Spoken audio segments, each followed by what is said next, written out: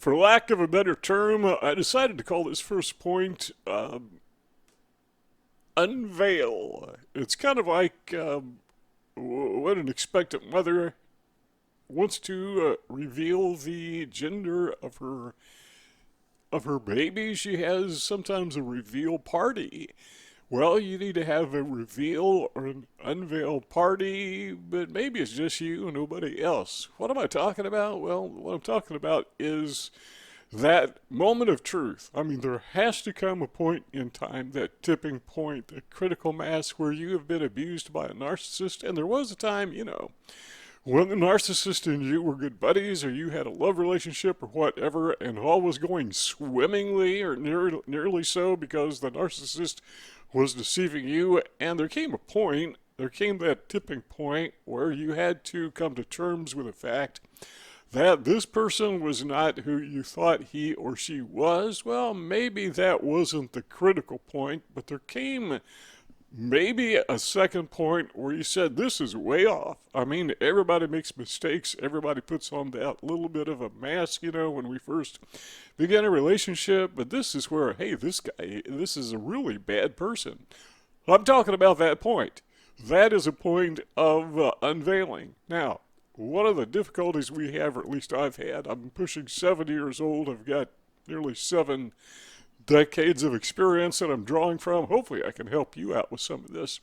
But one of the things that I've learned in my life is when I come to those moments of truth, I want to deny the truth. I just don't want to accept it because, well, I don't know why. I guess it's a psychological thing.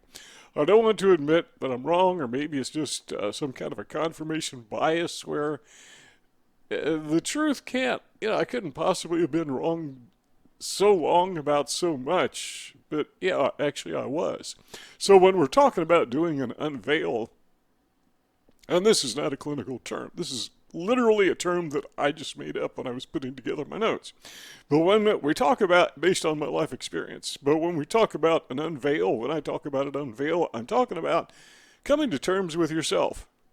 It's not a reveal party, it's an unveil party, just me. Nobody else. Well, you can have 1 or 2 others if you want, but that's not advisable, at least not in my opinion. Just come to terms with yourself. This is a bad person. This is not the person that I thought he or she was. No, I'm not holding a grudge.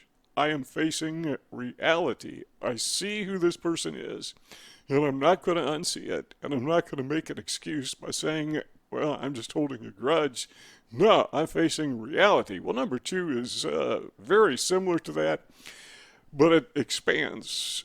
And number 2 is you got to be real. I mean, you have to face reality. Okay, the unveil was where you just came to terms with reality, but being real is where you take that and you expand it, where you accept the narcissist for who he or she is. But not only that, but you accept the abuse for what it is, and you don't make excuses. You understand that this person not only is hurting you, but is hurting a lot of other people and is genuinely affecting your life sometimes. Sometimes I have seen the abuse of narcissists and other kinds of trauma, psychological pressure, results in physical problems. I mean, seriously. So this person may have hurt you financially, they may have hurt you emotionally, but it's also possible that even though the person may or may not have ever laid a finger on you, never struck you, never bumped you, never did anything physically to you as far as striking out, still, it hurts you physically. It's possible. Number 3 is assume they are inherently flawed. The word inherently is the key word here. What we're talking about is my experience from what I have studied, from what I've experienced, is that people with narcissism are that way inherently. Okay, they may have a propensity for narcissistic behavior, which is augmented by social pressure, by environmental pressure, but the core problem, I think, is usually inherited. Now, can I prove that? No.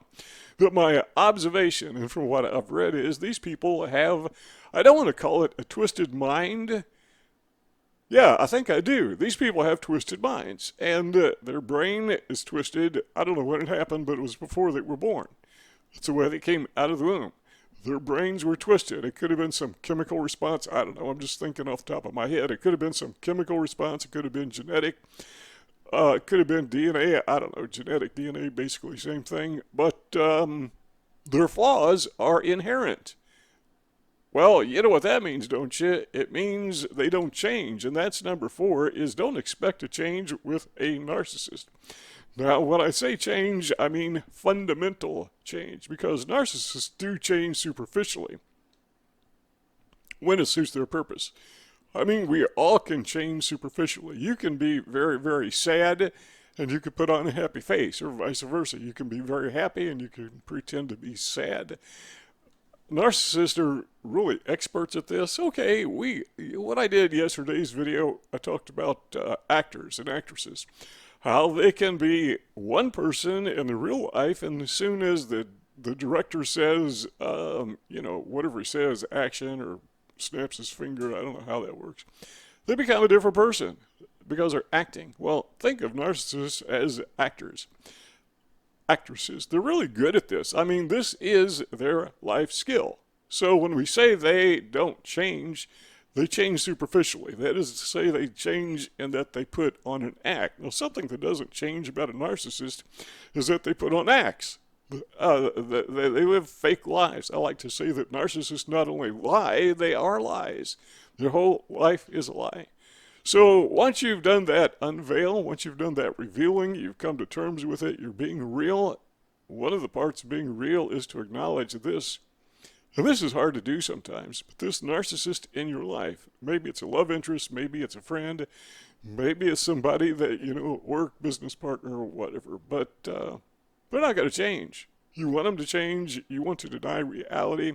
You want to say, well, maybe I'm misreading this guy. When you get so deep in with a narcissist and the guy hurts you over and over and over again, at least my experience is, it's really not that hard realizing this person isn't going to change. For you, maybe so, particularly if it's a love interest, but guess what? If it's truly a narcissist, and I don't know your personal situation could be very, very different, but in most cases that I have seen, they're not going to change. And if you expect them to change, you are going to be very disappointed. All right, number 5 is do not expect them to give you a break. The narcissists that I've dealt with in my life, I think I've encountered many people with narcissistic traits, but there were 2 individuals specifically that really gave me a hard time. I mean, they stole lots of money. They made life very difficult for me. And there is something about those people that they don't understand the concept of being honest. They don't understand the concept of fair play. They don't understand the concept of let's give this guy a break, even though maybe a break isn't something that you should give to people, but rather, in my opinion, a break is something that, it's the way you should be your entire life. I mean, give people breaks. That's my opinion. That's the way I try to live, is I try to treat everybody fairly and honestly. Okay, I'm not perfect. I'm not that good at it, but a narcissist is just the opposite. He doesn't give anybody breaks. Seems like he does, but he's faking it, right? Now, as a victim of narcissism, you know exactly what I'm talking about because you have gone through it, and there's a very good possibility, by virtue of the fact that you're watching this video, you're going through that right now. So what we're saying is don't expect them to treat you fairly. When I say don't expect them to give you a break, don't expect them to have this epiphany that, oh, I was so wrong. If a narcissist, if it's a true narcissist, says, oh, I was so wrong, he's up to something. I guarantee you that's a ploy. That's a trick. Number 6 is, we talk about this often. I mean, almost every video. This one gets fit in. But number 6 is don't fight with these people. Here is the reason. I've said this a million times, so let's say it one more time. The objective of the narcissist is to lure you into a fight. It's not to win the fight. It's not to win the argument. The objective is to lure you into the fight, or lure you into the argument, or lure you into the tit-for-tat scenario. Why is that? Well, just by virtue of the fact that they lured you into the fight or the argument. That's the win. I mean, that's it. The fact that he or she lured you in, that means they're controlling you. Just like you lure a fish in. That is the essence, that's the essence of success to a narcissist. So, have you ever gone fishing? When I was a kid, my uncles would take me fishing. I'm not a fisherman, but one of the things my uncles would do is we'd go out, sit on the side of a lake, and they would teach me how to put the worm on the hook. You throw it out in the water, and sooner or later, hopefully sooner, a fish bites, and you reel it in, and are we going to eat this fish? I'm like 8 years old, and my uncle would say, no, we're going to throw it back. Well, what is the point, Well, the point is to control the fish. So, is that fun? Well, I have fun doing it. If you're a fisherman, you probably think it's a blast. I know people spend all day fishing, and it is fun. Well, think of a narcissist as a fisherman, and you are the fish. And the whole objective is to lure you into the fight. He doesn't want to eat you. He just wants to, lure you in and then throw you back and then fish again. That's what narcissists do. It's all about controlling you. Think of the narcissist as kind of a fisherman. So don't fight with these people, please, because you're just giving in to them. Number 7 is don't let them see you sweat. I mentioned this, I think, maybe 3 days ago, one of the videos, maybe it was 4 days ago. But I don't mean literally sweat, but one of the things that a narcissist will try to do to you is get an emotional response. So the more poker face you can be around a narcissist, typically the better off you are, because whatever you do, even if it's not a response to a narcissist, these people tend to be so arrogant, so full of themselves that any response that you offer, they will interpret that as them doing it. Remember, we used the illustration, I think it was yesterday, about the crow. Not the crow, but the rooster or the crows. When the sun comes up and he says, well, the sun came up because I crowed, and if I ever stop crowing, the sun's going to stop coming up.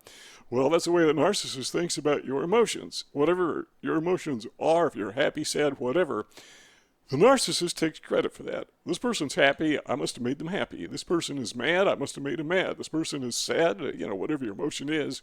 The narcissist is thinking that he or she caused that. Not always, but typically that's how these people think about you and about, well, everybody. The world is their puppet stage, and they manipulate everything. They're just delusional like that. A lot of them, maybe not all of them, but they're delusional like that. So when it occurs that they actually do trigger you and make you angry or make you upset or make you depressed or make you so mad that you throw something or you stomp around or you slam a door, they say to themselves, I did that. So don't let them see those emotional responses. The one exception that I would make to this, and this is my humble opinion, so no clinical studies that I know of can validate this, but my humble opinion is the one thing that a narcissist should say, I did that, is when you turn around and walk away and they see your backside. The narcissist can say, I made that person walk away. And then they stop and think about it and say, I didn't want to do that. I didn't want to make this person walk away. That's the one time that a narcissist realizes that he or she is a failure and may actually admit it to themselves. So again, don't let them see you sweat. Number 8 is, we talk a lot about boundaries. So number 8 is reset broad boundaries. So once you walked away, the narcissist is still alive and kicking somewhere. Now, if you're married to this person, this is a whole different story. I mean, this is something entirely different. If you are in a position where, well, it's a close family member, maybe it's a work relationship, something where you can't get away from these people, this really doesn't apply so much. It applies somewhat. But by and large, you need to reset your boundaries to make them very, very, very, very wide, very, very tall. So the narcissist is trying to permeate your boundaries, and he can't get over them, can't get through them. Eventually, he or she is going to give up and go bother somebody else because they need that supply, And if they can't get it from you, Best they can do is go into the smear campaign mode and get their supply that way, trash talking you every opportunity. And yeah, they do that, and you know it very well, right? You're probably going through it.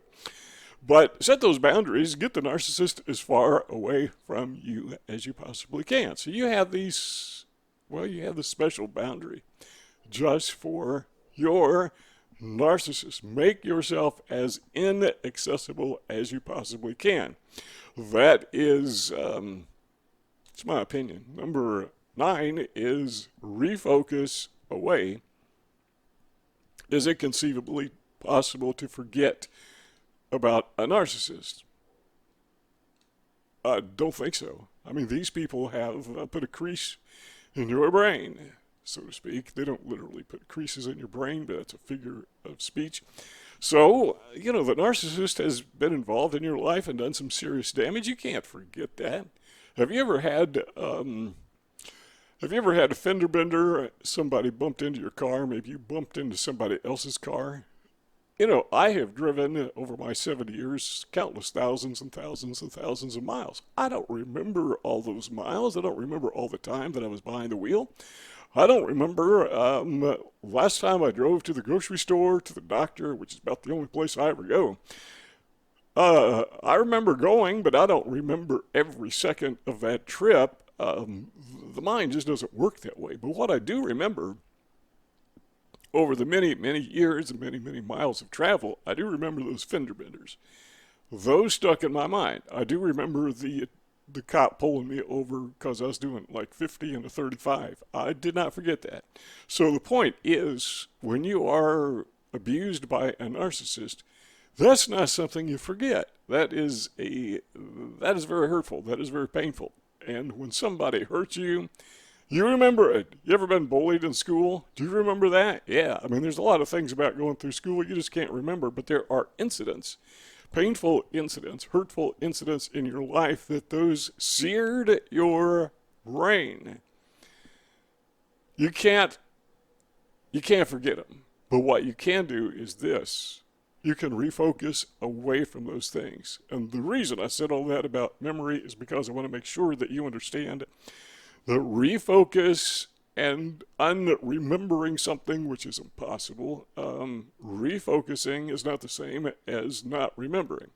So refocus means this: you intentionally focus your brain. Now, before I started this presentation, you know what I did? I focused my camera. I do that every time I do a presentation or every time I start the software.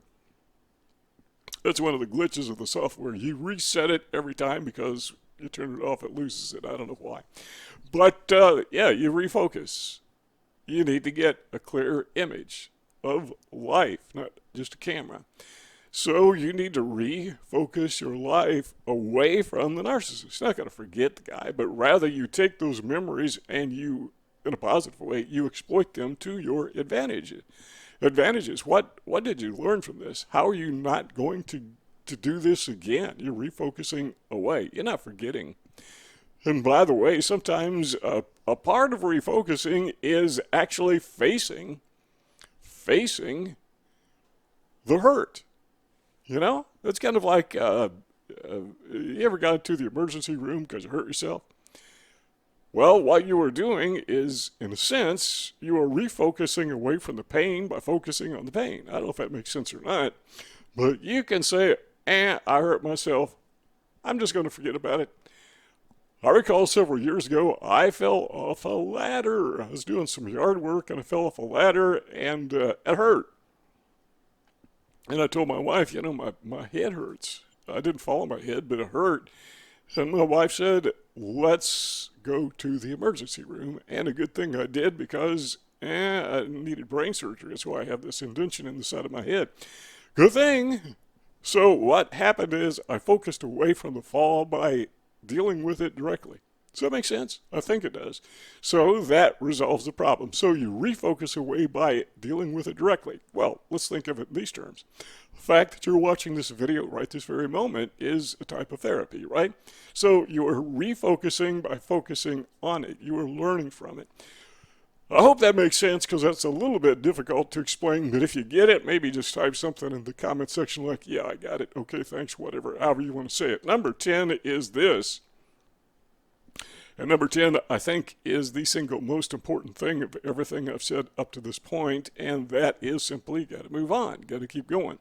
You can't obsess, you can't ruminate constantly about this difficulty that you had with a narcissist, and this person may still be in your life, depends on your circumstances. But still, you got to go on, because when you don't move forward, the narcissist is still controlling your life. You may not even know it. The narcissist may not even be doing it intentionally, but the fact is they've got that anchor, they've got that fish hook in your brain, so to speak. They maybe even forgot about it. Nah, I don't think so. Narcissists tend to gloat and, they have their little trophies, but maybe they forgot about it. But the point is, if you don't move on and get on with your life, you're still being controlled by the narcissist. And I don't mean to be dismissive, and I don't mean, as we already said, you don't forget about these things, and I don't think you should forget about them because you can't learn from things if you keep dismissing them.